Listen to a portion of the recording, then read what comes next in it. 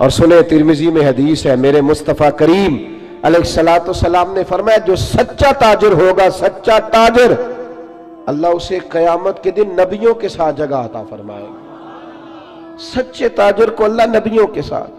تو بھائی عجیب و غریب معاملہ ہے۔ میں ایک محفل میں تھا چند دن پہلے، تو نقیب محفل نے میرا نام لیا۔ آپ کو پتہ ہے یہ محبت والے ہوتے ہیں، سنگین نقیب جو ہوتے ہیں، پیار والے لوگ ہوتے ہیں، ان کی بھی ڈیوٹی ہوتی ہے نا تعریف کرنے کی، ان کی مجبوری ہے، انہوں نے کرنی ہے، یہ نہیں کریں گے تو ناراض ہو جائیں گے لوگ۔ تو اس نے کچھ ایسے پتہ نہیں کہاں سے بیچارہ رٹا لگا کے یاد کر کے آیا تھا، وہ سارے اس نے نا سارے القاب اکٹھے کر کے تو میرے نام سے جڑ دیے۔ اب میں بڑی دیر تلاش کرتا رہا کہ ان القابات کے اندر میں بھلا کہاں پہ ہوں۔ میرے اوپر تو میں دیکھ رہا تھا نا اپنے آپ کو، میں نے جیسے آپ کو آتے ہوئے کہا نا کہ ان میں سے بہت سارے لوگ ایسے الحمدللہ اسٹیج پہ جن کے چہرے مجھے نظر آ رہے تھے کہ مجھ سے بہت اچھے ہیں، نیک ہیں، کوئی ملمہ سازی نہیں کر رہا، نہ یہ مجھے کوئی انعام دیں گے، لیکن انسان کو پتہ ہوتا ہے نا، پتہ تے سارا ہے نا سردار نو کیتیاں دا ایدہ پردہ چپایا ہی تیرا پلا ہو سی۔ میں تجربہ کر رہا تھا کہ جتنے لوگ بیٹھے ہیں ان میں سے بہت سارے ایسے لوگ ہیں جو اہل خیر ہیں، لیکن میرے بھائی اب وہ ڈھونڈنا پڑتا ہے نا اتنے بڑے القابات کے اندر سے کہ اتنا بڑا اس کا وزن ہے اور ہمارا وزن کتنا ہے۔ تو میں نے اس کو بعد میں کہا یار یہ تمہیں پتہ ہے تو کیا کہہ رہا تھا لفظوں کا؟ کہنے نہیں میں تو تینہ دا ترجمہ نہیں ہوتا وہ کیا ہے۔ تو میں نے کہا کوئی ضروری ہے آپ سادہ بھی نام لے لیں گے تو کیا ہو جائے گا، لیکن ان بیچاروں کی بھی مجبوری ہے نا جی، اور وہ القابات وہ ہر روز نقابت کرے گا، ہر ایک کے بارے میں وہی جملہ کہے گا، ہر پیر کے بارے میں وہی فکرہ کہے گا۔ کوئی ضرورت نہیں، آپ سچی بات کریں، آپ کھری بات کریں، آپ دو حرفوں میں بات کریں، انسان کے لیے وہ لفظ کہیں جو روح آپ کی اجازت دیتی ہے۔ اگر طبیعت اجازت نہیں دیتی تو نہ کہیں، کوئی حرج نہیں، کوئی مسئلہ نہیں، کوئی ضرورت نہیں، کوئی کسی قسم کا معاملہ نہیں۔ آپ تھوڑا سا رکیں، اپنی زندگی میں یہ معیار بنائیں، آپ یہ سمجھیں اس چیز کو کہ ہم نے ایسے تھوڑی بات کر دینی ہے۔ آپ بات تھوڑا سوچ کر کریں، تھوڑا سمجھ کر کریں، تھوڑا نکھر کر کریں۔ سچ کی زندگی گزارو، سچ کی زندگی ٹھنڈی ہوتی ہے، سچ کی زندگی مزیدار ہوتی ہے، سچ کی زندگی کے اندر انسان سکون میں رہتا ہے، ورنہ تو مطلب عجیب معاملہ ہے نا جی۔ ایک بات میں نے کرنی ہے، وہ سمجھ لیں میرے لیے، ان بزرگوں کے لیے نہیں ہے۔ ایک بزرگ نے خود لکھا ہے اپنے قلم سے، ان سے کسی نے کہا حضرت صاحب آپ نے نصیحت کہاں سے لی؟ تو کہنے لگے میں تو جہاں سے بھی نصیحت ملی ہے میں نے لے لی ہے۔ جو ابھی اپنے آپ کو طالب علم سمجھتا ہے وہ کہیں سے بھی لے لیتا ہے، اور جو کہتا ہے کہ اب میں کسی مقام پہ پہنچ گیا ہوں تو اس کے لیے ذرا مشکل ہوتا ہے۔ کہا جناب پھر بھی کہاں سے؟ تو کہنے لگے مجھے تو طوائف بھی ایک دن نصیحت کر گئی تھی۔ سب طوائف؟ کہاں کس طرح؟ تو فرمانے لگے میں گزر رہا تھا جبے کبے میں، وہ بھی گزر رہی تھی بے پردہ، چہرے پہ کپڑا نہیں تھا، تو میں نے اس کو نصیحت کر دی، میں نے کہا بیٹے چہرے پہ کپڑا ڈال، اللہ سے ڈرا کر۔ کہتے ہیں اس نے اسی وقت نقاب ڈال لیا، چہرے پہ کپڑا رکھا، کہنے لگی میں احتیاط کروں گی پر بزرگوں اجازت ہو تو ایک بات میں بھی کر دوں؟ کہتے ہیں میں نے کہا بیٹے کر لو۔ تو کہنے لگی حضرت صاحب میں جو ہوں نا میں وہی کہلاتی ہوں، آپ بھی بتلائیے جو آپ کہلاتے ہیں وہ ہیں آپ؟ جو آپ کہلاتے ہیں، جو آپ کو کہا جاتا ہے وہ ہیں آپ؟ میں جو ہوں نا میں وہی کہلاتی ہوں۔ فرماتے مجھے تو وجد ہو گیا اس کی باتوں، میں چیخ پڑا، غش کھا کے گرا، اور میں نے کہا نہیں پتر، لوگ مجھے جو کہتے ہیں وہ میں ہوں نہیں۔ بڑی ساری چیزیں ایسی ہیں کہ جو لوگ کہتے ہیں پر میرے اندر پائی، میں تو اپنی ویسکوٹ سیدھی کرنے لگتا ہوں نا جب میری تعریف ہو رہی ہوتی ہے، میرا تو دل کرتا ہے کہ شملہ تھوڑا اور اونچا ہونا چاہیے۔ بھائی سچ کی بات کریں، کھری بات، پکی بات۔ یاد رکھیں کہ جب پردے صبح قیامت کھلیں گے تو پھر حالات مشکل ہوں گے۔ آپ سچے رہیں، سچائی کا سفر کریں۔ قرآن مجید نے کہا یا ایھا الذین آمنوا اتقوا اللہ وکونوا مع الصادقین، اللہ سے ڈرو، اور اگر صحبت اختیار کرنی ہو تو سچے لوگوں کی کرنا، جھوٹوں کے قریب نہ جانا، سچے لوگ، سچے کھڑے۔ سنیے ابن ہشام نے کیا لکھا ہے، سچ کا معیار کتنا بلند ہوتا ہے اور یہ قربانی کتنی مانگتا ہے۔ حضرت اسماء بنت ابی بکر صدیق رضی اللہ تعالی عنہ فرماتی ہیں کہ میرے ابا جی نا میری ڈیوٹی لگا کے گئے تھے کہ بیٹے میں حضور علیہ السلام کو لے کے غار ثور میں جا رہا ہوں تو میرے نبی کریم کو نا تازہ کھانا ملنا چاہیے۔ یہ محبت کا لفظ بولنا بڑا آسان ہے پر اس کی پاسداری بڑی مشکل ہے، اوہو بڑی مشکل۔ تازہ کھانا، آج نا حاجی سویرے سویرے جاتے ہیں عمرے والے اور صبح صبح 2-4 بوتلیں لے جاتے ہیں، غار ثور پہ جا رہے ہیں۔ اب رستہ بھی بن گیا ہے، دن کا وقت بھی ہوتا ہے، رستے میں بھی 2-4-5 جگہ پانی پینے کا بندوبست ہے، بوتلیں ملتی ہیں، پھر بھی حاجی واپس آ کے بڑھ کے مارتے ہیں۔ میں جی الحمدللہ سویرے ہی چلا گیا، بس 2.25 گھنٹے میں پہنچ گیا تھا، مسئلہ ہی کوئی نہیں، میں پھر آ گیا۔ بڑے لوگ رہ گئے جی آپ گئے تھے جی، وہ 10 سے اوروں سے بھی پوچھتے ہیں آپ گئے غار ہرا پہ یا غار ثور پہ؟ 5413 فٹ اونچی غار ہے وہ، اور آج بھی صبح کے وقت لوگ جاتے ہیں تو پتہ نہیں 15-18 جگہ پہ رک کے سانس لیتے ہیں، پانی پیتے ہیں، پھر بھی مشکل ہے، اور دن میں جاتے ہیں۔ اس وقت تو رستہ بھی کوئی نہیں تھا، آج بھی جنگل ہے۔ جاگ رہے ہیں آپ حضرات؟ سمجھ آ رہی ہے میری باتوں کی؟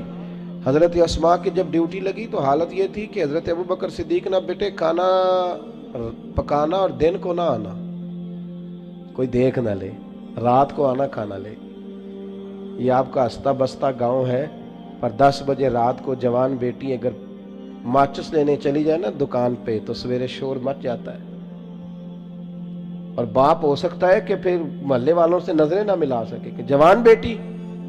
عشق کا دعویٰ کرنا بڑا آسان ہے، اور یہ سپیکر جب میرے ہاتھ میں ہوتا ہے تو میں کہتا ہوں ایسے کر دوں گا، میں وہ کر دوں گا، پھر سپیکر کہیں پگڑی، یہ باتیں کرنی تو آسان ہے، جوش دکھانا تو بڑا آسان ہے، پر عمل کرنا اللہ چوں بگویم بمسلمانم بلرزم۔ جب میں کہتا ہوں میں مسلمان ہوں تو میں کانپ جاتا ہوں، جب میں کہتا ہوں یہ لفظ کہ میں حضور کا دیوانہ ہوں۔ اقبال کہتے ہیں مجھ پہ کپ کپی طاری ہو جاتی۔ سنو اور یاد رکھو، حضرت اسماء کہتی ابا جی نے ڈیوٹی لگائی رات کو کھانا پہنچانا، متی میں کھانا پکاتی، پھر میں مکے کی گلیوں میں دیکھتی دنیا سو جاتی رات کے وقت۔ بیٹیاں تو بڑی پیاری ہوتی ہیں نا، اور پھر رات کو بیٹی نکلے، اور عام گھر نہیں، سردار کی بیٹی۔ فرماتی ہیں کبھی کسی نے دستک ہی نہیں دی تھی، کسی کی طاقت ہی نہیں تھی ابو بکر صدیق کے دروازے کو دیکھے، لیکن ایک دن میں کھانا پکا رہی تھی تو میرے دروازے پہ شور ہوا۔ فرماتی ہیں شدید پریشانی کے عالم میں دروازے پہ گئی تو ابو جال کئی لوگوں کو لیے دروازے پہ کھڑا تھا۔ میں باہر نکلی، کیا بات ہے؟ تو کہتی ہیں بڑے مجمع میں اس نے پوچھا، کہنے لگا کہاں گئے ہیں ابو بکر صدیق، کہاں گئے ہیں نبی کریم علیہ السلام کو لے کر، بتاؤ۔ نوجوانوں ذرا غور کرنا، بات بات پہ جھوٹ بولنا کوئی نفع نہیں، پھر بھی جھوٹ، کہاں گئے ہیں؟ تو جناب اسماء کہتی ہیں کہ اب میرے سامنے 2 رستے تھے، اگر میں کہتی تھی کہ مجھے پتہ ہے تو میری وفا اجازت نہیں دیتی تھی، یہ تو ابھی جا کے حضور علیہ السلام کو تکلیف پہنچائیں گے۔ اگر میں کہتی تھی، میری باتوں کی سمجھ آ رہی ہے آپ حضرات؟ ذرا غور کریں کیا کہہ رہا ہوں، اس بات کی نزاکت کو سمجھیں۔ اگر میں کہتی ہوں کہ مجھے خبر ہے تو یہ تو تکلیف دیں گے، اگر میں کہتی ہوں مجھے پتہ نہیں تو یہ جھوٹ ہے، اور حضور اس کی اجازت نہیں دیتے۔ کتنا مشکل کام ہے، کہاں کھڑے ہو کہ کہاں سچ بولنا، اس معیار پہ، اس میدان پہ سچ بولنا۔ کہتی ہے مکے کا چوک، چاروں جانب دشمن اور میں اکیلی، اور وہ بھی عورت۔ فرماتی ہیں پھر میں نے اپنی ساری ہمت جمع کی، ساری طاقت اکٹھی کی، میں نے فیصلہ کیا کہ میں جھوٹ نہیں بولوں گی کیونکہ میں ابو بکر کی بیٹی۔ فرماتی ہیں میں نے ارادہ کر لیا، اب میں وفا بھی بچاؤں گی، دین بھی بچاؤں گی۔ اس نے پوچھا بتائیے کہاں ہے، جب زور سے بولا تو میں نے کہا ابو جان سن، پھر سن، مجھے خبر ہے وہ دونوں کہاں ہیں، پر تیرے اندر طاقت ہے تو پوچھ کے بتا، میں تمہیں بتاؤں گی نہیں وہ دونوں کہاں ہیں، ہے طاقت تو پوچھ کے بتا۔ ہاں جے محبوب بلاوے ایک دم تے سر نو پیر بنائیے، وہ سر منگے تے سر دے دئیے، پھر کدے بھی دیر نہ لائیے، تے یار دا کدے بھی گلا نہ کریے، پاواں سینک دے ہی مر جائیے، او سجنا یا تے لائیے ہی نہ، تے جے لائیے تے پھر توڑ نبھائیے۔ کہا بتاؤں کہ نہیں؟ بھرے بازار میں، مکے میں ابو جال کو یہ بات کی۔ جب انسان دلیلوں سے عاجز آتے ہیں پھر لڑائی کرتے ہیں۔ दलील पास नहीं होती फिर लड़ाई करते हैं। अबू जाल ने एक थप्पड़ मार दिया बेटी के मुंह पर। फरमाती हैं कभी किसी ने दरवाजे को नहीं देखा था, थप्पड़ लगा तो मैं जमीन पे गिरी, नीचे पत्थर था, मेरा कान पत्थर को लगा तो बाली फट गई, खून निकला। जनाब अस्मा कहती हैं मैं उसी हाल में फिर उठी। लोग अबू जाल को पकड़ के ले गए, तो औरतों के मुंह लगता है, चल ये अरबों का शेवा नहीं, उसको ले गए। कहती है मैं उसी हालत में उठी, खून साफ किया, फिर मुंह पे चादर लपेटी, फिर खाना पकाया, फिर मैंने ज्यादा अंधेरा करने की कोशिश की। जब लोग सो गए चेहरा लपेट के मैं गारे सौर तक गई। फरमाती हैं जब मैं वहां पहुंची तो पहली नजर जनाब सिद्दीक अकबर की लिपटे हुए चेहरे पे पड़ी। पुत्र खैर है, तो भी ये ठीक है। पता है ना बेटी तो रात को टेलीफोन पे सही बात ना करे तो अब्बा सो नहीं सकता सारी रात। पता नहीं उन कुड़ी नू की गल है, बोली नहीं सही। कहती है हजरत सिद्दीक अकबर फरमान, क्या हुआ? कुछ नहीं अब्बा जी मैं खाना लाई हूं। बेटे खाना छोड़, माजरा क्या है वो बता। कुछ नहीं अब्बा जी। जब 2-3 दफा पूछा तो नबी करीम अलैहिस्सलाम ने फरमाया, अस्मा बताती क्यों नहीं? अबू बकर परेशान है। तो कहती है मैंने वो कपड़ा हटाया तो खून फिर बहने लगा। क्या हुआ? अर्ज की हुजूर आज अजीब दोराहा था, सच भी बचाना था और वफादारी भी बचानी थी। अजीब मामला था, सच भी बचाना था और वफादारी भी। हुजूर अल्लाह ने फजल किया है, मेरी दोनों चीजें बच गई, सच भी वफा भी, मैं बचा करके आई हूं। हुजूर उसने थप्पड़ मारा है तो कान फट गया है। हजरत सिद्दीक अकबर की आंखों में भी आंसू चमके, पर कुर्बान जाएं जो दुआ मेरे नबी पाक ने दी ना, तो फरमाते आंखों में आंसू थे पर लब मुस्कुराने लगे। हुजूर ने हाथ उठा के फरमाया, ए अल्लाह मैं अबू बकर से राजी हूं, तू भी इससे राजी हो जा। ए अल्लाह मैं राजी। ओ भाई उन्होंने तो सच के रास्ते में मार खाई। यहां क्या आलम है? हमारे अखलाकियात शुरू इस बात से होते हैं कि हम बड़ी लच्छेदार बात करते। अखलाकियात का माना यह है कि हम लोगों को शीशे में उतारने का फन जानते। अखलाकियात का माना यह है कि हम दूसरे की नफ्सियात पे सही कब्जा जमा लेंगे। पहला मामला इखलाक का, पहला जो सच बोलना, दयानतदारी से रहना।